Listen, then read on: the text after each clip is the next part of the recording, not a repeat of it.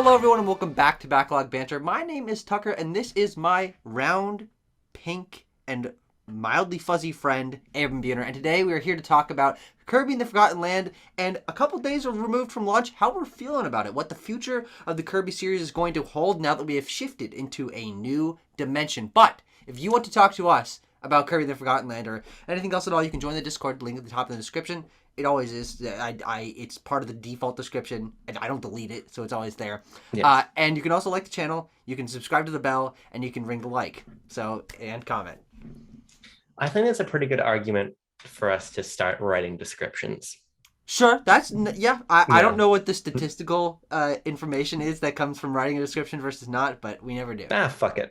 We're here to talk about something much more important than our channel analytics. Yes. We're here to talk about Kirby, and we're situated in an interesting place right now for a number of reasons. Not only because of, as of the time of this video, we're probably 12-ish hours away from the digital launch of the game, which is when I'm going to be playing it.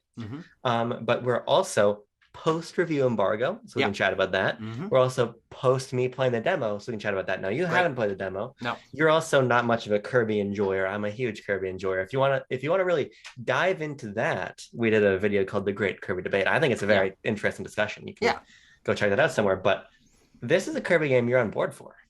It's a Kirby game I'm on board for multiple reasons, as I want to get into it. I think these will kind of be me maybe setting my expectations too high, but hopefully right on par for why I do think that this Kirby game has made significant enough changes, even outside of just the dimensional shift, to engage me as a player and to sort of fix the problems that I've had pretty much categorically across the rest of the Kirby franchise. I've probably played with a third of the mainline Kirby games, and I've gotten my taste, and I feel like I have an idea of what the franchise is, and a lot of those games don't resonate with me for very specific reasons, as you can get into in our Great Kirby Debate, which is about Superstar Ultra.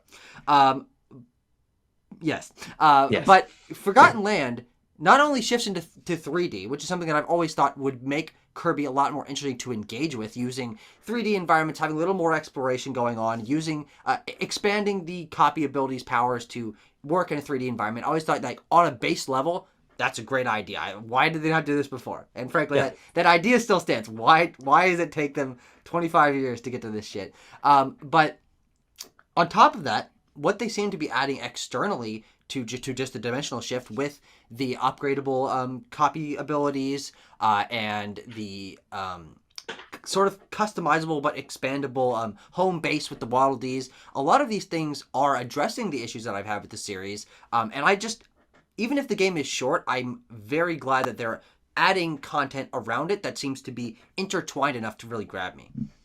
Yeah, I mean, I think that they're all exciting changes. I actually think that the only one that moves the needle for me in any way is the Waddle Dee Town, because it kind of contextualizes a lot of the sub games and collectible shit of the past Kirby games that was kind of a reason to keep playing, but kind of divorced from that main campaign. Yeah, so usually. So centralizing it is super exciting. Epic Yarn notwithstanding, which Epic Yarn notwithstanding, Kirby game, but so. Epic Yarn is very good. I've been playing it with Jean. I will say that I think that the fucking Animal Crossing room designing stuff is stupid. Oh, it's really lame. Yeah. So like this actually seems like useful and fun to engage with. I'm interested to see if the upgradable powers does anything for me. Yeah, we'll see. I think it probably won't. There was the opportunity to replay the demo stages with those. I didn't, because frankly, I don't really personally see how a more upgraded copy ability is really going to affect my play style. But again, I'll experience that in full game.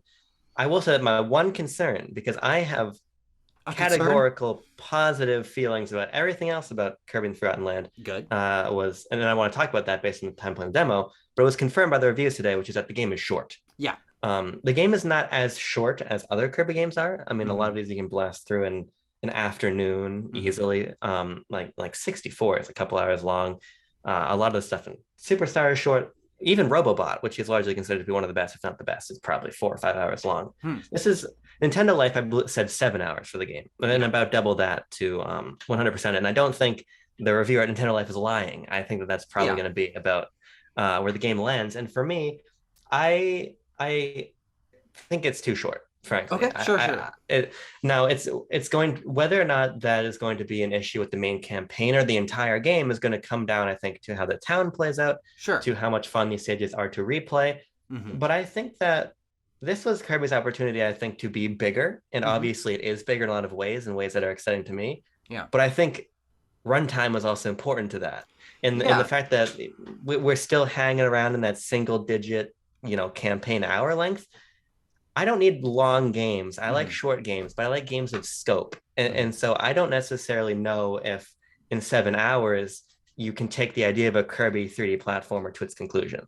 Yeah, so it's interesting. I understand that, and I do agree with you that this was Kirby's sort of reinvention point where they could have gone bigger and better, and presumably, and already it is that. I mean, it is Definitely a reinvention. It is longer than your average Kirby game, but I don't necessarily think I agree that this game in itself needs to be longer because, and contextualizing this against a pretty comparable game in Nintendo stable, which is a Super Mario 3D World. This is about that length, and that game was never. No one ever worried about that game's scope and variety and stuff. That's totally true. So and also I'm someone who would rather a game feel tight and not a lot of fluff. One of my least favorite games of all time is the ultimate example of this, which is Miitopia, which is a game that should have lasted 8 hours, but instead lasted 40. And of course, I know that's not what you're saying about Kirby, but I do think that what they've done here is possibly make a campaign that you can go through at a quick pace, or you can take your time with it. And as the Nintendo Life reviewer was saying, 100%ing, going for collectibles, expanding the town, replaying the levels. I think all of those offer a lot more intrinsic replay value within the campaign rather than not having the side content and just having replay the entire thing again. I'd rather have it be within the campaign and keep me in that world for longer rather than finish it in 6 hours. Okay, I can do a mini game or two, but then if I want to play this game again, I'll have to go through the thing again, and it'll be the same. Yeah, no, I think you're right. That's why I'm not like, oh, the game is gonna be bad because it's gonna take 7 hours to beat. Because the Kirby games, especially the modern ones, have had persistent collectibles. Like you could get little keychains and triple deluxe, which I thought was fantastic, or you could get like stickers in Robobot, which I think are way lamer, and then puzzle pieces in Star Allies, which I think are even worse. Already you get these little like 3D trophies, not necessarily Smash Brothers trophies, but they look like little like gacha figures pretty much. And I think that those were fun to collect in the demo, and so that to me is already a sign of like. And they were also deliberately hidden, and they're tied to doing little missions in the levels. So great, perfect. I think it's going to be okay. I just still think that Kirby is, pun intended, malleable enough. The idea of mouthful mode is interesting enough. The idea of placing him in the context of the 3D platform is exciting enough that you can do more than 7 hours of critical path content. Especially because I think a lot of my excitement about this game is twofold. Not only because it's a reinvention for Kirby, which is, I think, one of the Nintendo series that needed it the most, but it's also a Nintendo 3D platformer, which we get like once or twice a decade. And so just the idea that I'm going to see the critical path content for Nintendo's 2020s 3D platformer, unless we get Mario somewhere in probably the span of Thursday night to Saturday evening. That is a little bit of a disappointment to me, but as long as this side content is good as you're saying, and as I've experienced a little bit in the demo, and I'm playing it for for another week, getting all the trophies and everything, then that's going to be okay. I just couldn't have even gotten us like 10 hours of ideas because you have them. I know you have them. Where do you want to take the positives, though? Yes. Because obviously this is where the meat of this potato goes. I think, well, first of all, we should just address, I think it's got an 85 on Metacritic or something. Okay, That's very good. I was seeing a lot of 9s out of 10s. I saw Stealth posted on Twitter. People, if you're watching this video, you know Stealth. Now, I think Stealth, he always does this thing where he kind of cherry picks the best scores to put in those. I do think, I think he definitely does. I don't think he would even deny that personally. No, but like, there are a lot of 9s and 10s, but there's also, the 7s and 8s, and I thought that's basically where the game would land. And so 85 on Metacritic is fantastic. So, But just figured I'd throw that out there. What I'm most interested in talking about, because I don't really read reviews, I just read the one Nintendo Life review because it's usually the source I go to. demo impressions I want to talk about for a minute, and I kind of want to share my experience and then kind of get your take on it, what I have to say if it piques your interest more. Well, I'm going to be playing the game regardless. You don't need to pique my interest. Yeah, but it makes for a good discussion, a little bit of feedback. I'll talk to you. So I think the number one thing that impressed me about the demo is that the game has a scope to its level design that I didn't anticipate. Okay. The levels are not especially long. The 3 levels in the demo, I would say I probably beat in 30 minutes or so. Total? Yeah. Okay. But what impressed me is the ways that, like, you know, in the trailer we see Kirby wake up on a beach and then he goes into the city. Yeah. The first level is you actually waking up on the beach, directly out of a cutscene and walking into the city, and the camera is following Kirby, and there are these huge buildings, and you're going around them, the camera's moving dynamically around you, and there's a sense of scale and place. You do not have camera control in this game? You have camera control. I'm not sure how useful it's going to be. I feel like some games that have ostensibly fixed cameras let you fiddle with it just for fun. Yeah. It's kind of what it felt like to me here. Sure, we'll see if it ends up mattering to, like, ooh, maybe there's a hidden path there in the corner. That's what I kind of feel like it's going to end up leading to, yeah. And I hope so. Especially but I was just impressed by this sense of place, and that it wasn't just, we're in this level, it's going to feel kind of linear, and it's going to feel kind of closed and small. But it actually felt very big. And so even though there is a path to go, there's little puzzle areas off to go find, but for the most part, these are linear stages. They feel big, and that's exciting to me. Yeah, I absolutely think that a sense of place is something that I've felt it has been hit or miss in certain Kirby games. There are individual Kirby levels that I think worked for a great theme. It feels like this is a fun little world that you're playing around in. But on the whole, a lot of Kirby's aesthetic in the past has been, let's throw a bunch of shapes in the background, and it's going to look colorful and poppy and fun, and that's going to be the charm of Planet Popstar or wherever the fuck he's at this time. Right. But it's always been something like, I wish this felt more like a world that Kirby was in, and this takes it maybe like 190 degrees. Maybe it's a little bit past where I would have wanted, because I do think that categorically very happy that these are going to be places that you can explore. They feel like an actual location. You're dynamically traveling between, beach and city, and obviously those are connected in some way because the city's on the beach. Yeah. But the fact that it's possible there are later levels that take a more Planet Popstar-y design or whatever, classic Kirby design. But from what we've seen, it is human areas. These are planet Earth, probably, or, maybe not, who knows. But these are places that we are familiar with. And of course, that's very different for Kirby, but I'm wondering if it might end up losing charm over the course of the adventure when you're still seeing rundown cars and mossy buildings, halfway through the game.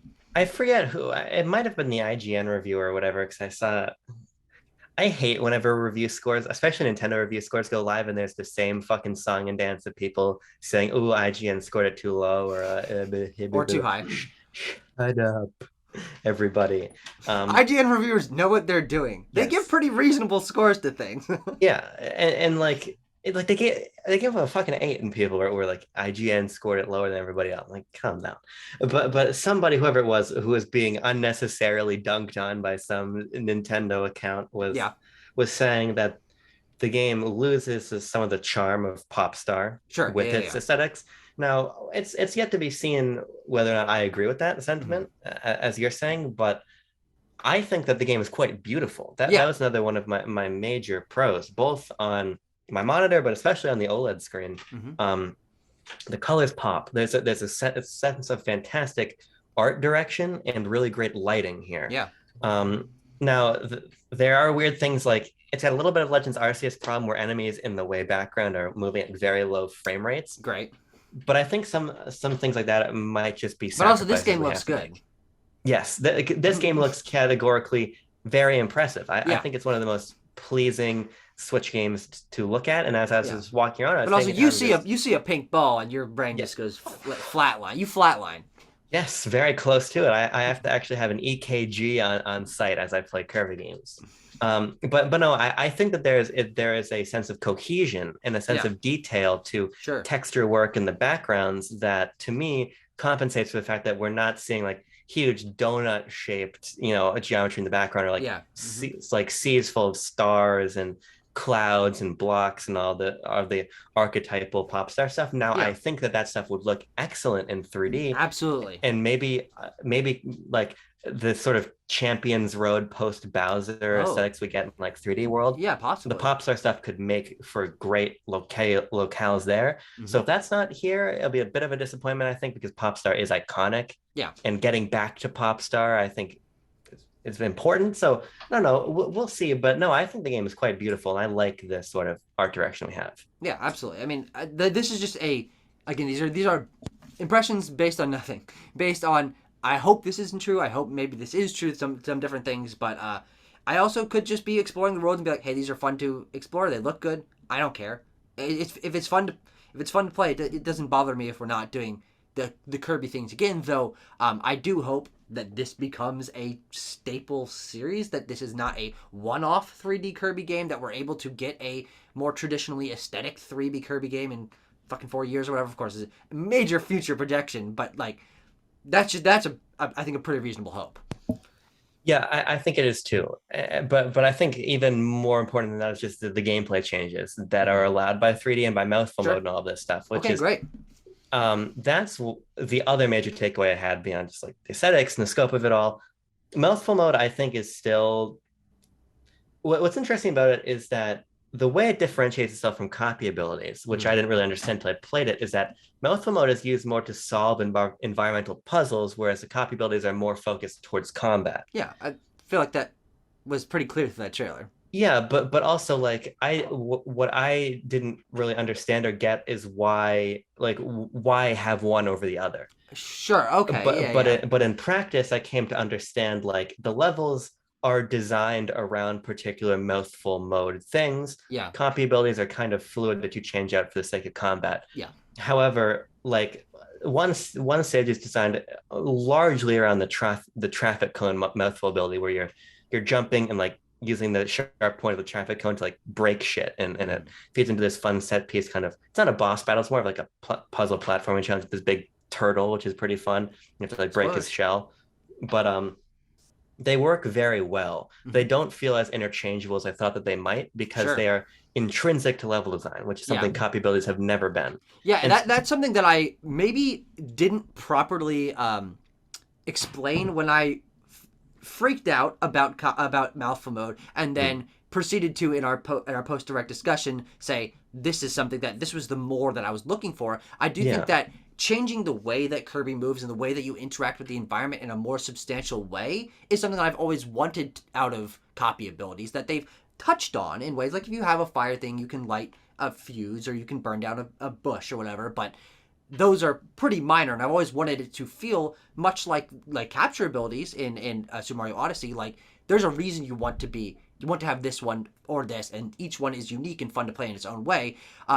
Whereas in Kirby games with copy abilities, you find the one or two that are pretty much categorically superior to everything else, and you learn those movesets. You don't really experiment that much. Yeah. I obviously there's not a lot of experimentation to be done with mouthful mode, but I do think them feeling more intrinsic and intentional in their placement and the incorporation of the level design is a very important signal to me.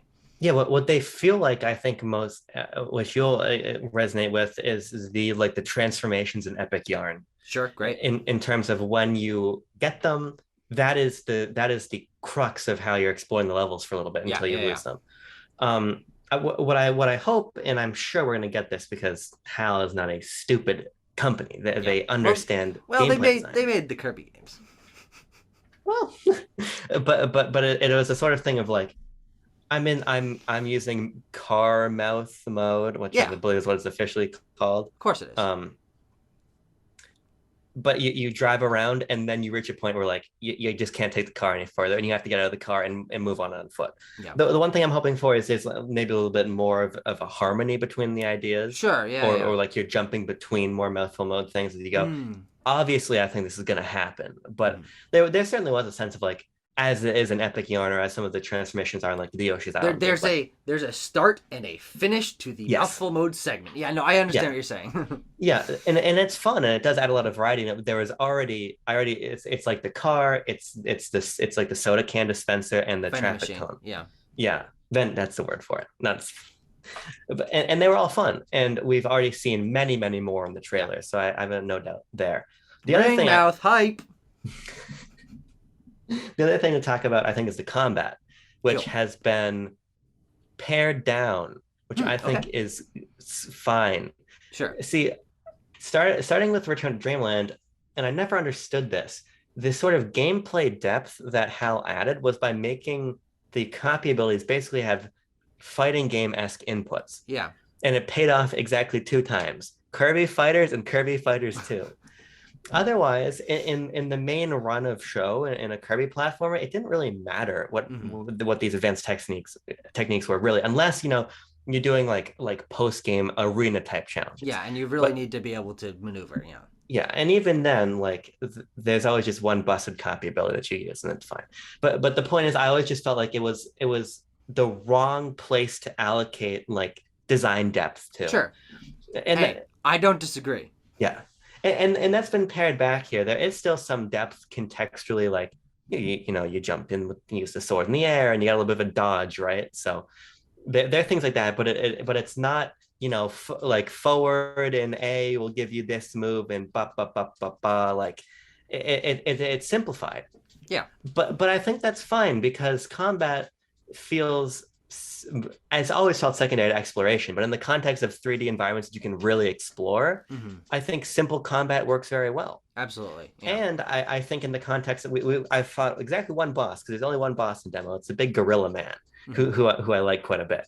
And he is not a super hard boss by any stretch of the imagination. The game is not hard, even though it has 2 difficulty modes. Hard mode is still very easy.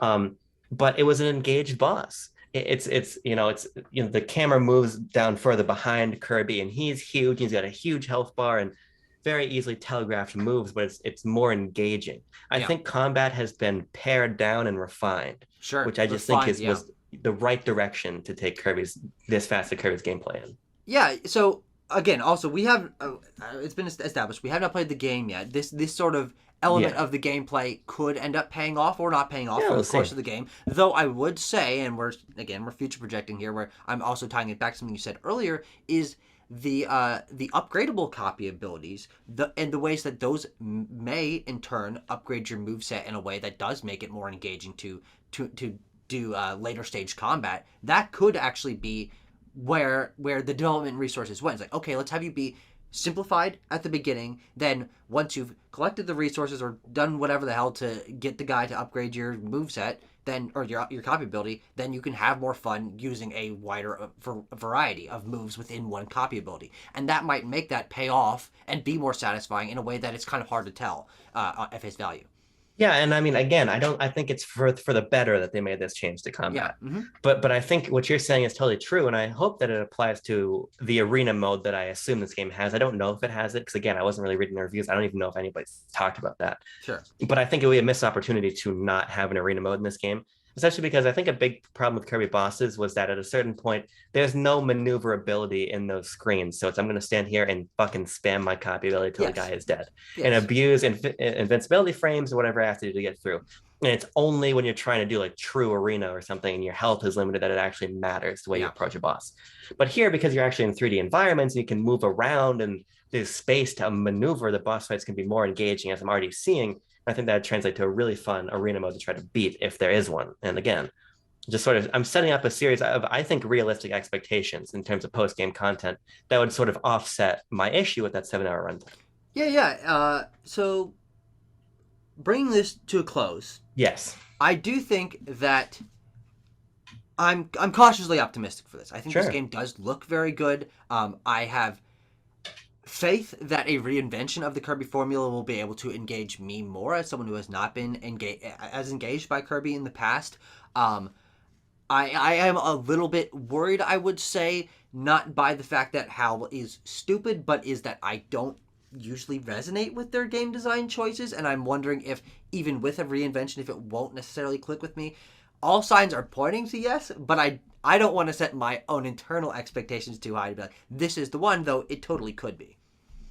Yeah, my expectations. So for me, my expectations were conceptually high based on the trailers. Yes. Then after having played the demo, of course, it's a small slice of the content, but it's also representation of the probably the most basic content. Mm-hmm. And I was really, really engaged by that basic content. Yeah. So if that extrapolates out and there's a good curve to this sort of introduction of new ideas, then I think this game is, as I've said before in Discord, going to be one of my probably absolute top tier Switch games. Yeah. Because it's just sort of, for me, this is exactly what I want out of my Nintendo games for the most part. It's imaginative. It's an imaginative way to reinvent my favorite series, or not my favorite series, one of my favorite series.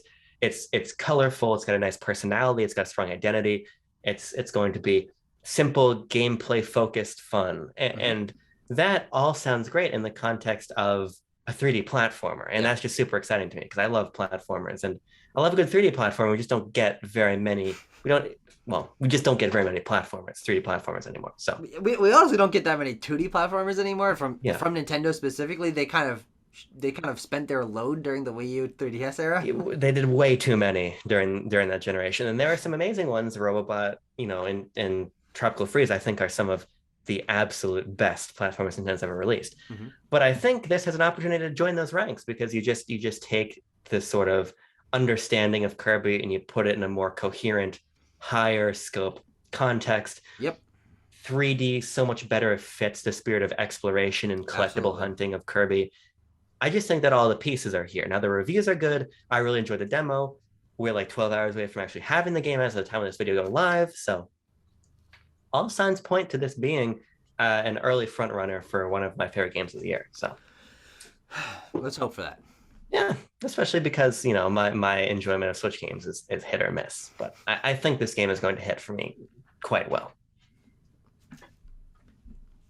That's been a pulse check. This has been a pulse check. I feel like we should have started with that if we want to. Who gives a turkey? It's on the thumbnail.